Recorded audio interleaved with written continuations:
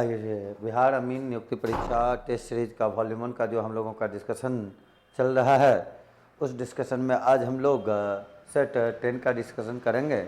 Set 10 के discussion class में आप सभी लोगों का मुकेश सर की ओर से स्वागत है। आप सभी लोग सेट 10 के डिस्कशन को ध्यानपूर्वक देखें, इसका लाभ उठाएँ। हम लोग अब चलें सेट 10 के क्वेश्चन नंबर 51 में। 51 नंबर क्वेश्चन देखिए, हम लोगों को कहता है कि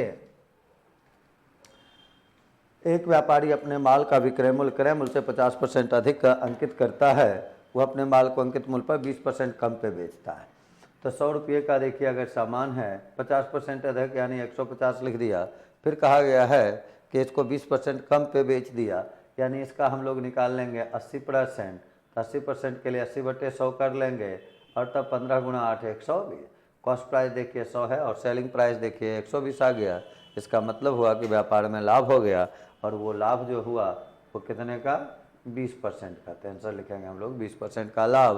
तो 51 नंबर क्वेश्चन का आंसर हो गया हम लोगों को विकल्प सी। इसके बाद हम लोग चलें 52 नंबर क्वेश्चन में। 52 कहता है एक फल विक्रेता कुछ सेब है जिसमें से 5% सेब खराब हैं और बाकी बचे सेबों में 93% बेचने पर उसके पास 266 है। तो पहले कितने सेब, मान लें टोटल सेब पहले x था, तो इसमें से 5% खराब हुआ यानी 95/100 बचा हुआ है, और इसमें से फिर 93% जो वो करता है सेल कर देता है, तो बचा हुआ रहेगा कितना, 7%। तो 7/100 करेंगे इज इक्वल टू में देखिए 266, तो 266 कर लिए। 5 से कैंसिल किया 19 बार में, यहाँ 20 बार में करेंगे। इसको 7 से अगर कैंसिल किया जाए तो देखें 7 या 21 बचेगा, 5 और 6 तो ये 8 हो जाएगा।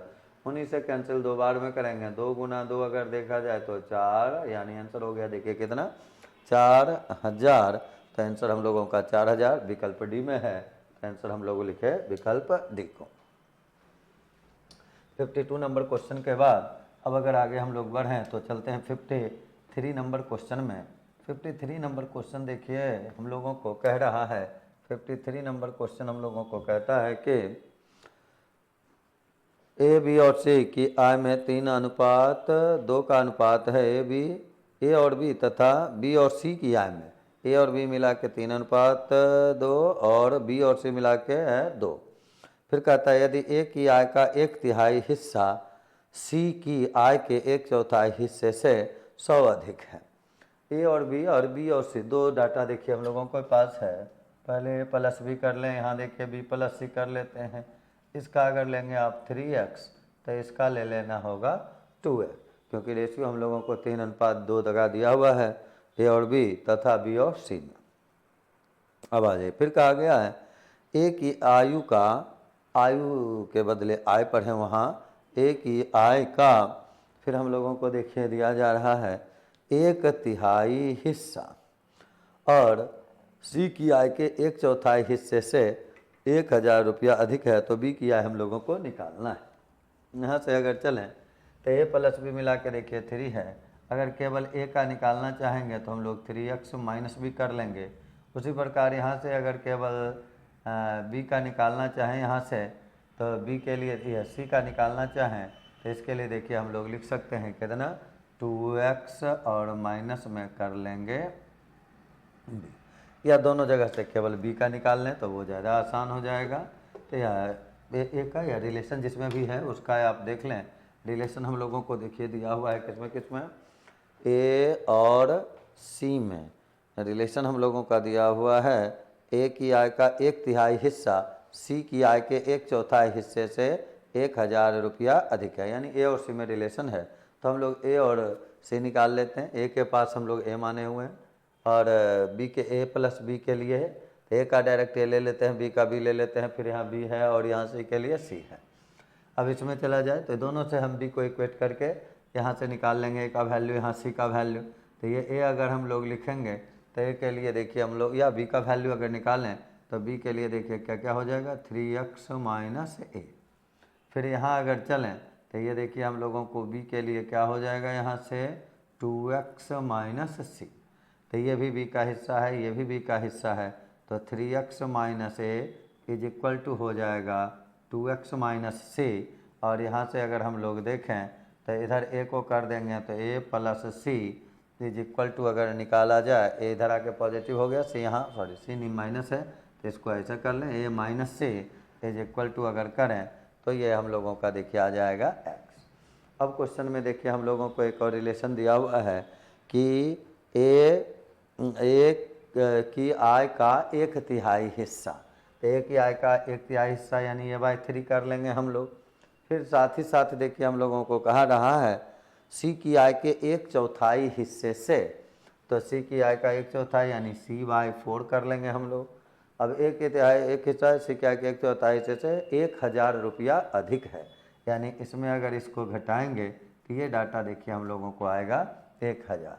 तो यहाँ से हम लोग अब अगर काम करें ए और सी के बदले, अब देख लें कि पूछा किससे का जा रहा है, हम लोगों को पूछा जा रहा है बी की आय कितनी है। तो बी की आय के लिए देखिए ये भी बी का है, ये भी बी का है, तो कोई एक रिलेशन यहाँ से हम लोग एक्स और में देख लेंगे, यहाँ उसका वैल्यू पुट कर लेंगे। इसके लिए अगर देखें तो बी के इनकम के लिए देखा जाए तो इसको आप लिख सकते हैं ए के बदले, पहले तो इसको सॉल्व कर लें, ए और सी के बदले इसको दोनों को ए या सी में किसी एक में कन्वर्ट कर लें। मान लीजिए ए के लिए हम लिखना चाहें, यहाँ से देखिए लिख लेते हैं सी प्लस एक्स, सी इधर आ जाएगा पॉजिटिव हो जाएगा, तो सी प्लस एक्स वाई 3 और माइनस में देखिए यहाँ क्या लिखा हुआ है सी वाई 4 और बराबर में आपका कितना है 1000। एलसीएम ले लेंगे तो देखिए 12000 ये हो जाए, ये 12 हो जाएगा यहाँ। उसके बाद अगर हम लोग चलें तो 3 से भाग लगाएंगे तो ये देखिए आएगा 4c प्लस 4x और माइनस में यहाँ हम लोग कर लेंगे 3c और बराबर में देखें 1000 है, तो यहाँ से फिर हम लोगों को 4c में 3c घटाएंगे तो c प्लस 4x बराबर हम लोग लिख सकते हैं 12000। तो c प्लस 4x बराबर 12000 है और यहाँ से हम लोग इसका मान रख लेते हैं, इसमें भी ए के बदले भी आप वैल्यू यहाँ से रख सकते हैं और साथ ही साथ सी के बदले भी वैल्यू देखिए रखा जा सकता है। हम लोगों को अगर ए के टर्म में यहाँ हम लोगों का सी का अगर देखा जाए तो बी के पास हम लोगों का था देखिए 2x माइनस सी, तो 2x माइनस सी है, तो सी का वैल्यू यहाँ x के टर्म में हम लोग रख लेंगे।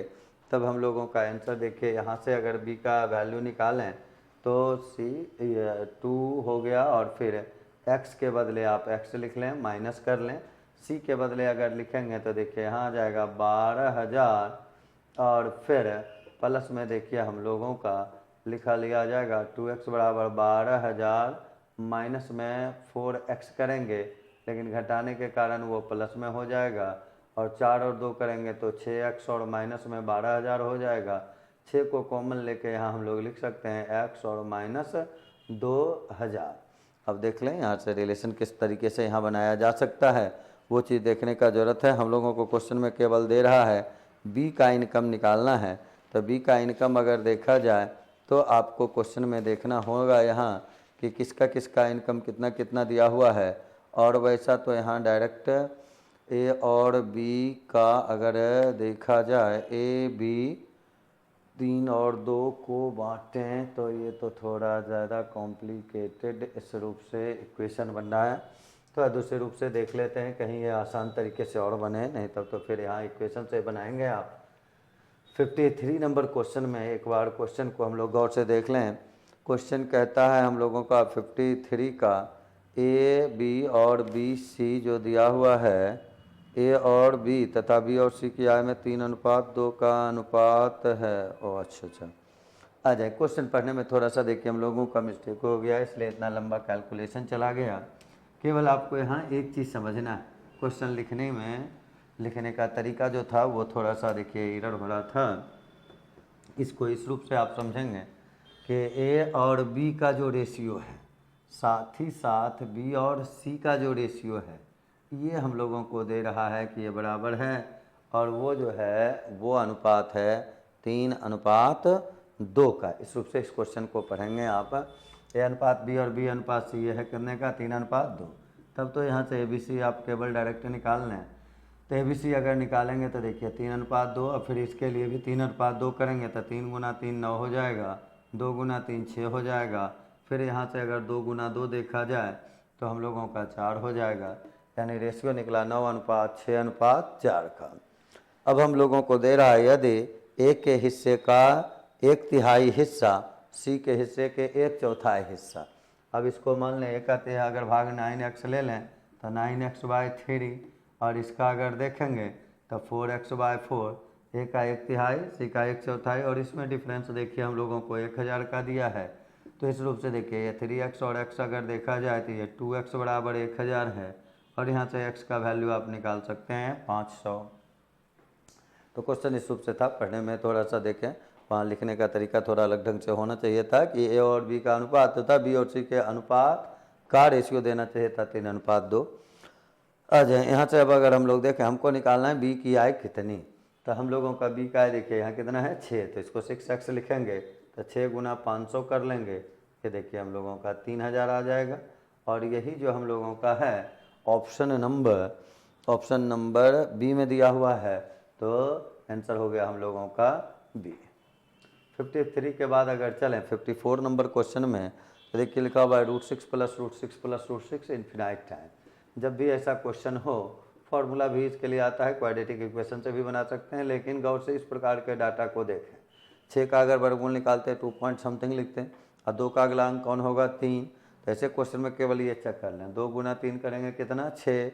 अगर वो मैच हो गया तो केवल इसका साइन देखना है, ऐसा साइन कैसा है प्लस रहने पे बड़ा वाला को आंसर बनाना है, माइनस रहने पे छोटा वाला को आंसर बनाना है।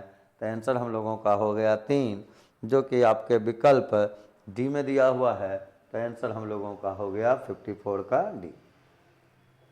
54 के बाद अगर हम लोग अब देखें तो 55 नंबर क्वेश्चन में चलते हैं। 55 नंबर क्वेश्चन देखिए हम लोगों को कह रहा है, 55 नंबर क्वेश्चन हम लोगों का कहता है कि 3p9, ये 5p9 है, फिर प्लस करके देखिए हम लोगों को दे रहा है 3r7, तो इसके नीचे 3r7 देखिए लिख लेते हैं।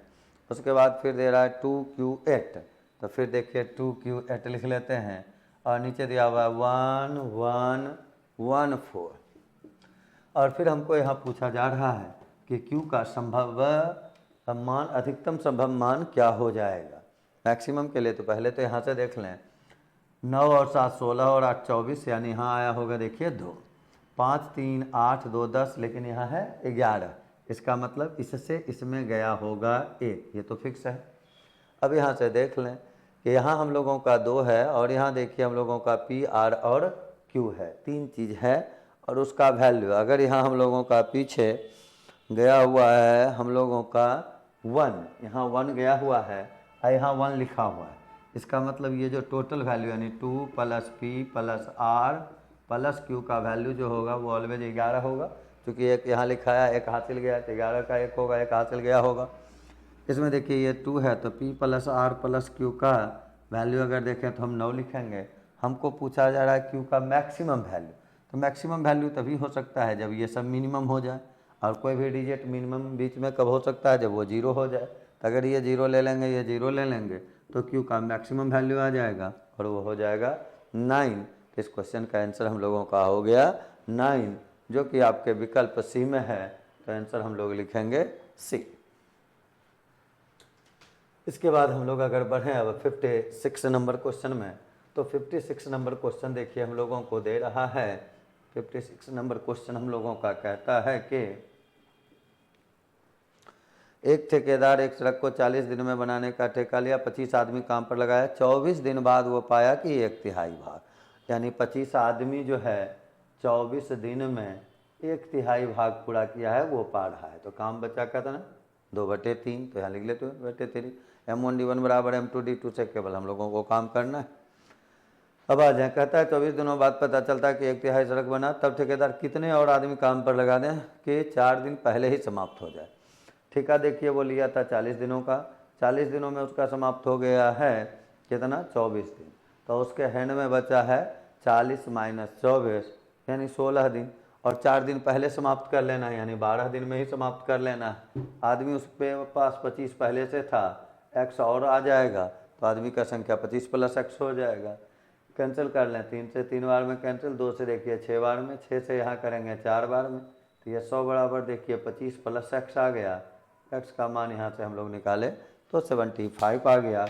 तो इस प्रकार से इस क्वेश्चन का आंसर हम लोगों का हो गया है कितना 6 नंबर, ये सॉरी 75, जो कि दिया हुआ है विकल्प सी में, तो आंसर हम लोगों का हो जाएगा सी। इसके बाद अगर हम लोग बढ़ें तो 56 के बाद अब 57 नंबर में चलते हैं हम लोग। 57 नंबर क्वेश्चन देखिए हम लोगों को कहता है कि 57 कह रहा है सुषमा ने छपी हुई कीमत पर 40% छूट देने के बाद माइक्रोवेव खरीदा और वह छपी हुई कीमत से 5% अधिक पर बेचा, प्रतिशत लाभ।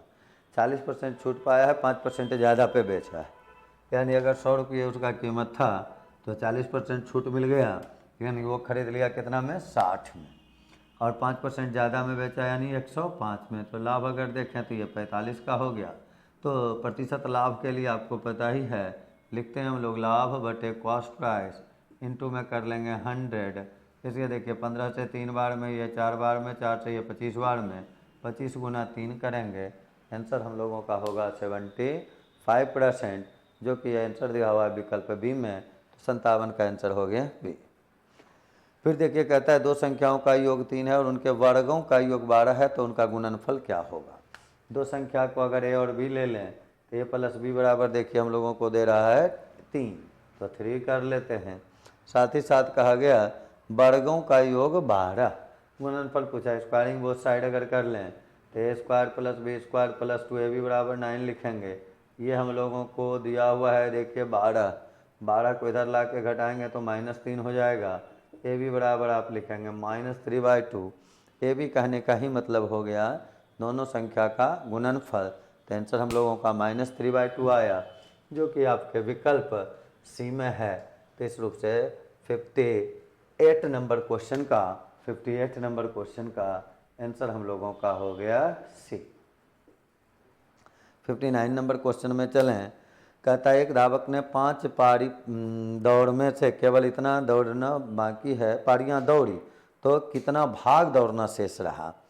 कितना भाग दौड़ना शेष रहा, तो देखिए 5 में से दौड़ा है कितना 1.1/4, तो बचा दौड़ कितना, ये तो यहाँ से घटा के आप निकाल सकते हैं, ये हो गया 3.3/4, तो इतना बचा हुआ है। आपको यहाँ लगता है इसी को आंसर देखिए बना दिया गया है, लेकिन पार्ट में ये आंसर होगा नहीं, थोड़ा यहाँ आंसर को सुधारेंगे। ये जो आपका है देखिए 12 3 15/4, भाग निकालने के लिए टोटल डिस्टेंस से भाग दिया जाएगा, तो यहाँ हम लोगों का देखिए 5 से भाग लगेगा, और तब शेष भाग अगर पूछा गया तो शेष भाग में हम लोग आंसर लिखेंगे इसका 3 और बटे में 4, इतना भाग बचा हुआ है। आपके ये विकल्प में है नहीं, आप लोग इसका आंसर सुधार के लिख लेंगे।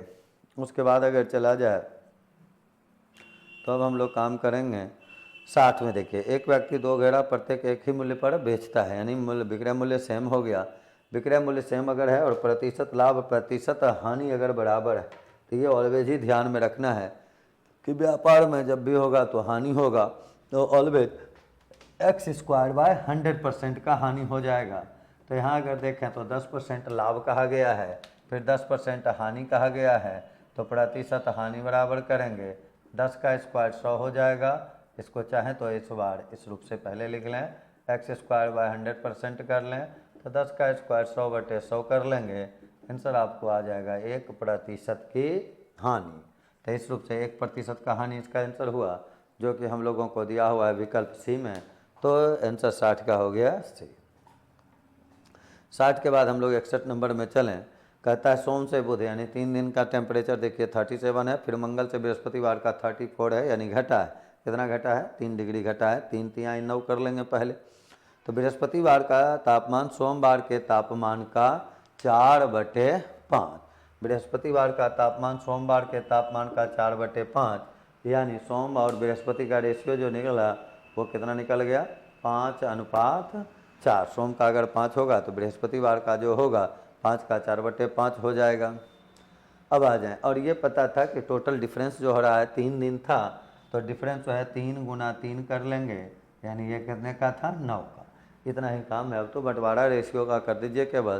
क्वेश्चन में कहता है थर्सडे का तापमान कितना था, बृहस्पतिवार का तापमान कितना था, तो 9 अगर डिफरेंस है तो भाग देखिए डिफरेंस है यानी 1 से देंगे।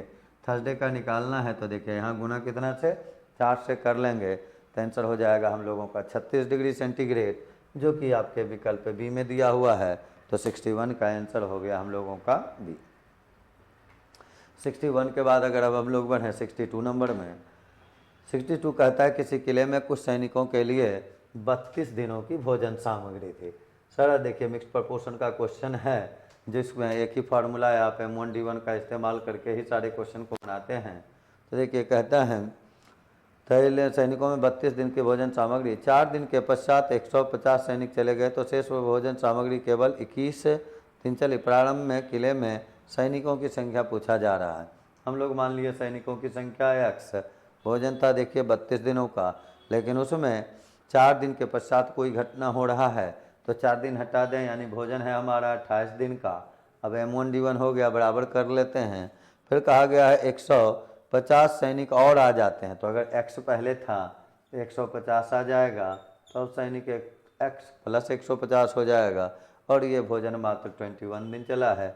M1D1 बराबर M2D2 कैंसिल करें, 7 से ये 4 बार में, 7 से ये 3 बार में, ये 4x है, ये 3x है, घटा देंगे तो x हो जाएगा।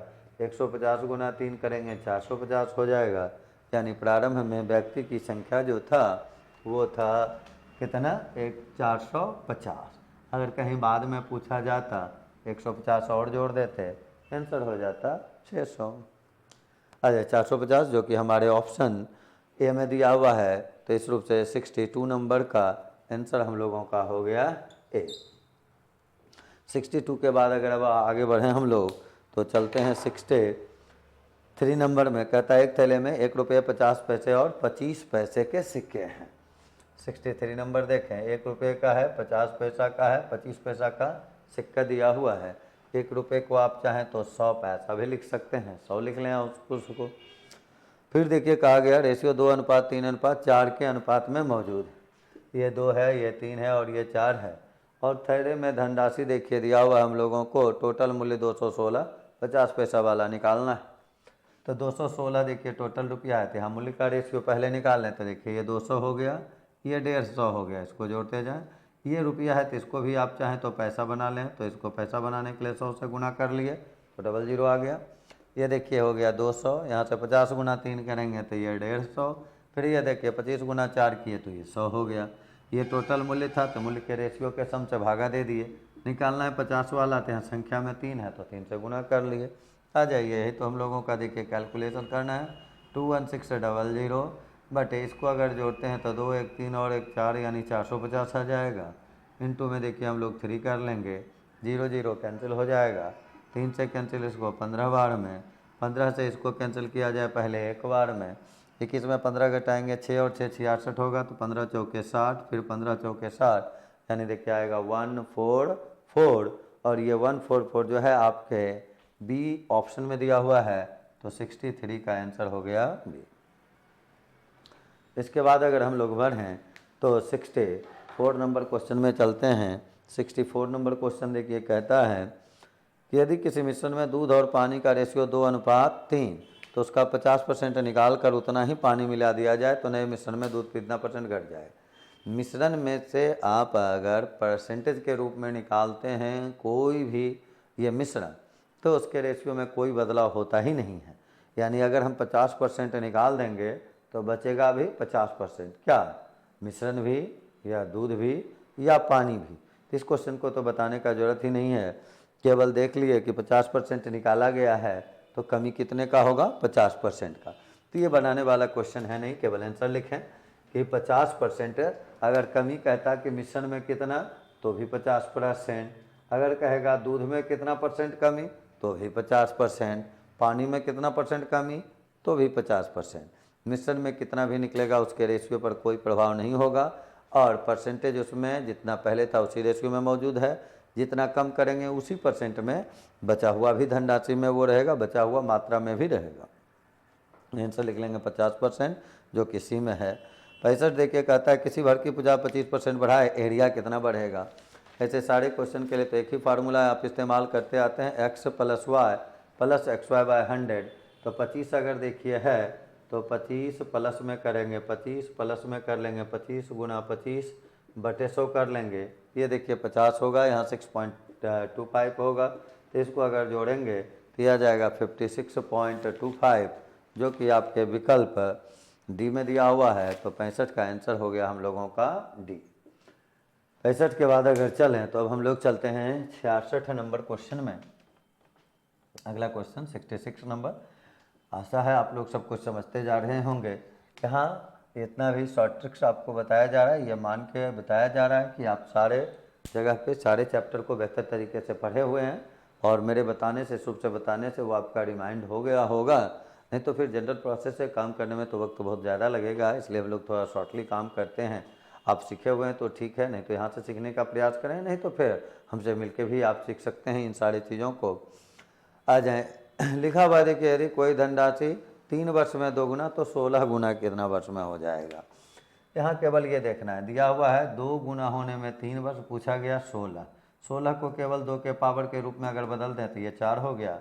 बस इतना ही काम करना है। पहला टाइम कितना था 3, यहाँ जो भी आया उससे मल्टीप्लाई कर दें।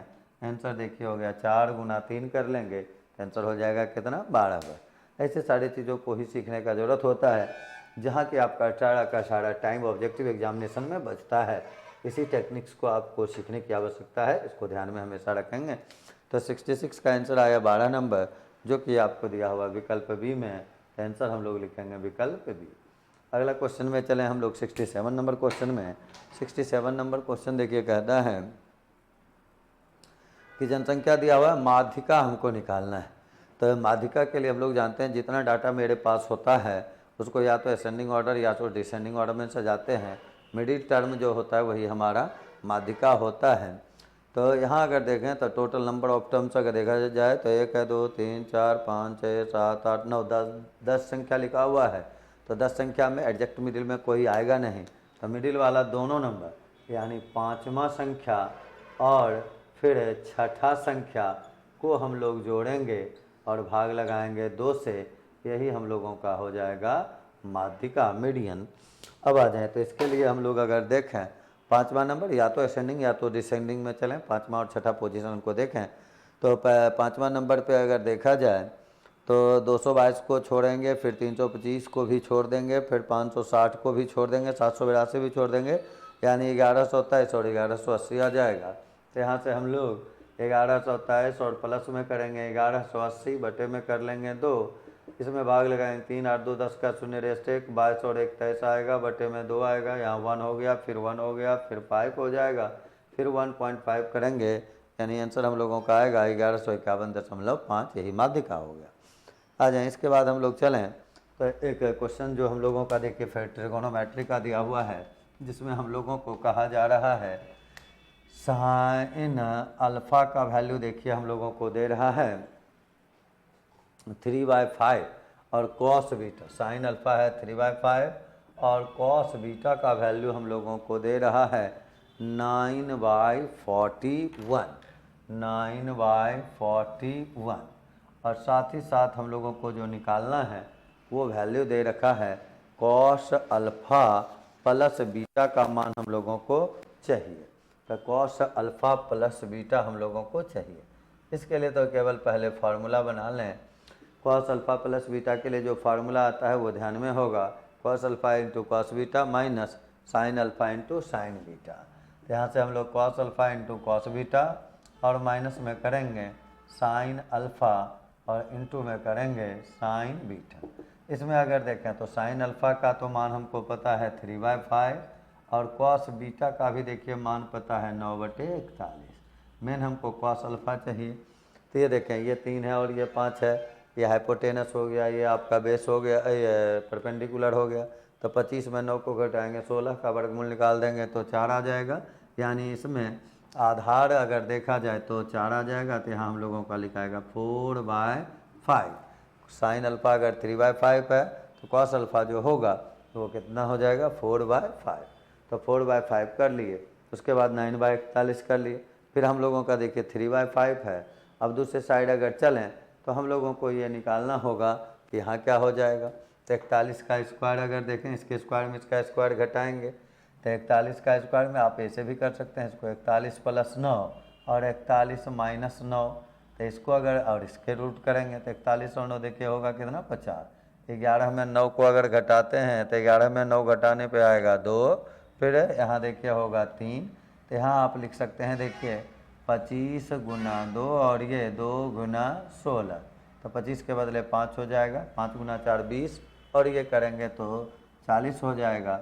यानी हम लोगों का देखा जाए तो इसमें कॉस बीटा अगर रहेगा तो यहाँ ये इसको घटाने पे 40 आएगा, तो साइन बीटा का मान हम लिख सकते हैं 40, और बटे में तो 41 था ही।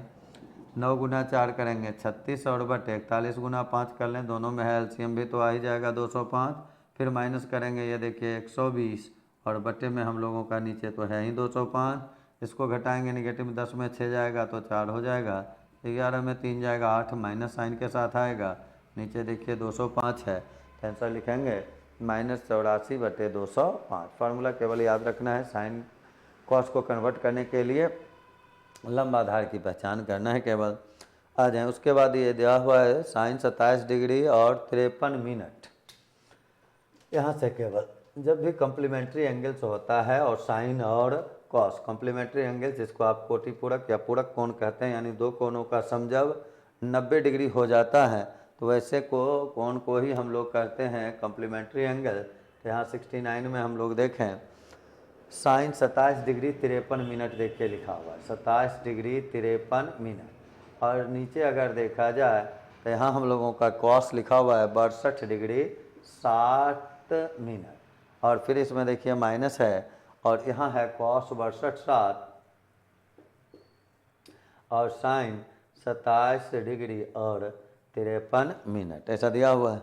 केवल ये दोनों एंगल को अगर हम जोड़ें तो ये दोनों एंगल जोड़ने पर देखिए आ जाएगा कितना, यहाँ 53 और 60 मिनट, 60 मिनट के लिए 1 डिग्री होगा, और ये देखिए यहाँ जोड़ेंगे तो 90 हो जाएगा। अगर ये दोनों मिला के 90 आ रहा है और साइन और कॉस है तो उसका वैल्यू ऑलवेज ही होता है 1, और यहाँ भी अगर देखें तो ये भी क्या हो जाएगा 1, 1 - 1 कर लेंगे, ये रिजल्ट हमको दे देगा 0, तो आंसर हम लोग लिखेंगे 0, जो कि दिया हुआ विकल्प सी में। इसके बाद हम लोग चलें 70 में, तो कहता है किसी त्रिभुज के कोण 30, 60 और 90 हैं, तो भुजाओं की लंबाई का अनुपात क्या होगा, ये हम लोगों को देखना है। 30, 60 और 90 अगर देखा जाए, एक तो राइट एंगल हो जाएगा, चूँकि 90 एक है, राइट एंगल हो चाहे ना हो, ऐसे क्वेश्चन के लिए तो आप साइन फार्मूला लगा लें। साइन फार्मूला आप जानते ही हैं, यहाँ हम लोग साइन फार्मूला अगर लगाएं तो ये आपको पता है A/sin A बराबर होता है B/sin B बराबर होता है C/sin C। इसी को हम लोग साइन फार्मूला कहते हैं, जिसमें ABC भुजा को रिलेट करता है, और उसी का हमको भुजाओं की लंबाई का रेशियो पूछा भी जा रहा है। तो ABC किसी को मान लें अगर हम लोग, तो यहाँ A करें तो साइन A यानी साइन 30 डिग्री, साइन 30 का मान देखिए 1/2 हो जाएगा। B को अगर देखा जाए तो एंगल B हम लोग ले लेते हैं, सपोज करें 60 डिग्री, तो 60 अगर लेंगे तो साइन 60 जो होगा √3/2 होगा, और 90 अगर देखा जाए तो साइन 90 1 हो जाएगा। इसी को रेशियो का रूप दें तो यहाँ अगर देखें तो ये आपका आ गया 2A, बराबर में देखें तो 2B/√3, और बराबर में देखें तो यहाँ है C। यहाँ से आप A अनुपात B निकाल सकते हैं, B यहाँ आ जाएगा, 2 कैंसिल हो जाएगा, यानी ये आएगा 1/√3, और यहाँ से फिर B अनुपात C निकालेंगे तो ये आपका आ जाएगा √3/2। तो √3 दोनों जगह सेम ही चीज़ है, तो ये देखिए हम लोग इसको ऐसे लिख सकते हैं, यानी A अनुपात B अनुपात C देखा जाए तो लिखाएगा 1/√3/2, जो कि आपके B में दिया हुआ है आंसर में। तो आंसर हम लोगों का हो गया विकल्प B। इस रूप से 70 नंबर क्वेश्चन का आंसर हम लोगों का हो गया B। 70 के बाद अब हम लोग चलते हैं 71 नंबर क्वेश्चन में। कहता है 71 नंबर क्वेश्चन हम लोगों को 81 से 71 में साक्षरों की संख्या में कितना अंतर है। तो 81 में अगर देखा जाए साक्षर काला वाला को देखना है, तो 81 से 71 अगर आप चलते हैं, 1981 में देखिए तो 810 है, और 1971 में देखा जाए तो 375 है। तो 810 में आप 375 को कर देंगे माइनस, तो 810 माइनस करना है 375, यही हमारा देखिए 71 नंबर क्वेश्चन है। तो इसको अगर आप घटाते हैं तो ये देखिए 5 आ जाएगा, फिर 10 में घटाएंगे तो देखें 3 आ जाएगा, 7 में 3 घटाएंगे 4 हो जाएगा। तो आंसर हो गया 435, जो कि दिया हुआ है आपके विकल्प बी। 71 के बाद अगर 72 नंबर क्वेश्चन में हम लोग चलें, 72 नंबर क्वेश्चन देखिए हम लोगों को कह रहा है कि 71 में और 61 में निरक्षरों की संख्या में कितना अंतर। तो 71 में निरक्षर अगर देखें तो 690 है, और 61 में देखें तो 625 है। तो 690 और माइनस में आप 625 कर देंगे, इसको घटाएंगे ये 5 आ जाएगा, 8 में 2 घटाएंगे 6 हो जाएगा। तो ये देखिए आ जाएगा 65, और जो कि आंसर नंबर आपको बी में दिया हुआ है। 73 नंबर क्वेश्चन अगर आप देखें, कहता है 61 में साक्षरों का परसेंट कुल प्रौढ़ जनसंख्या का कितना प्रतिशत था। प्रौढ़ों की संख्या तो दे ही दे रहा है, टोटल निकालना है।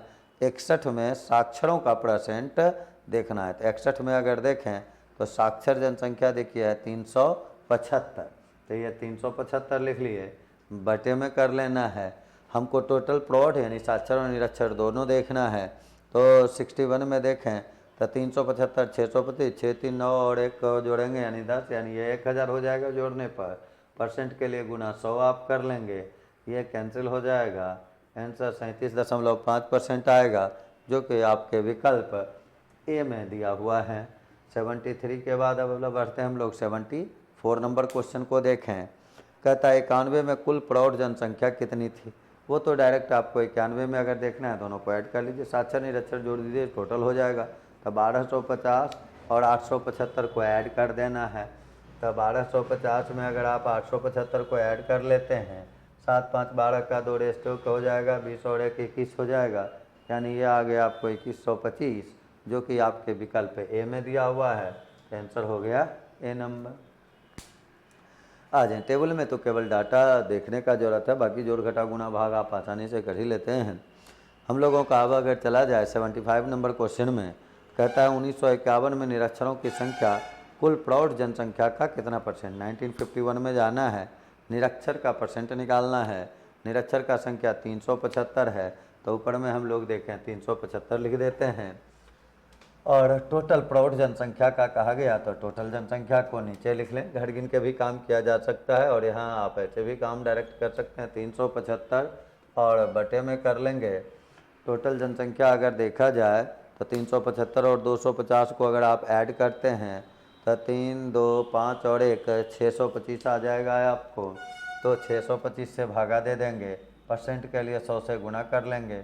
25 से ये 4 बार में कैंसिल, ये 25 बार में कैंसिल। 25 से करेंगे 12 3 15 हो जाएगा, 15 गुना 4 करेंगे 60% आ जाएगा, और 60% आंसर आपको ए में दिया हुआ है। तो 75 क्वेश्चन नंबर का आंसर हो गया हम लोगों का ए। इस रूप से हम लोगों का सेट 10 आज कंप्लीट हो गया। आप लोग मन लगा के पढ़ते रहें। मेरी शुभकामना है कि आप सभी लोग अपने अपने उद्देश्य में सफल होवें, जिस नौकरी की तलाश हो वो आपको मिले। और इस डिस्कशन क्लास में हम लोग अभी जारी रहेंगे। इस वॉल्यूम 1 के और क्वेश्चन नंबर वॉल्यूम ये क्वेश्चन सेट नंबर 20 तक हम लोग पहले कंप्लीट करेंगे। उधर आपका DRDO का भी सेट प्रैक्टिस का सेट डिस्कशन चल रहा है, वहाँ भी भाग उठाएं। मुकेश सर के जो भी टेक्निक आप सीख रहे हैं उसका इस्तेमाल हमेशा करें। किसी भी ऑब्जेक्टिव एग्जामिनेशन में इस टाइप के क्वेश्चन इंपॉर्टेंट होते हैं जिसको आप टेक्निकली सीख रहे हैं। और हम लोग अब अगला सेट का डिस्कशन करेंगे फिर, और 11 नंबर का। तब तक के लिए आप सभी लोगों को मेरा धन्यवाद, मेरी ढेर सारी शुभकामना, आशीर्वाद।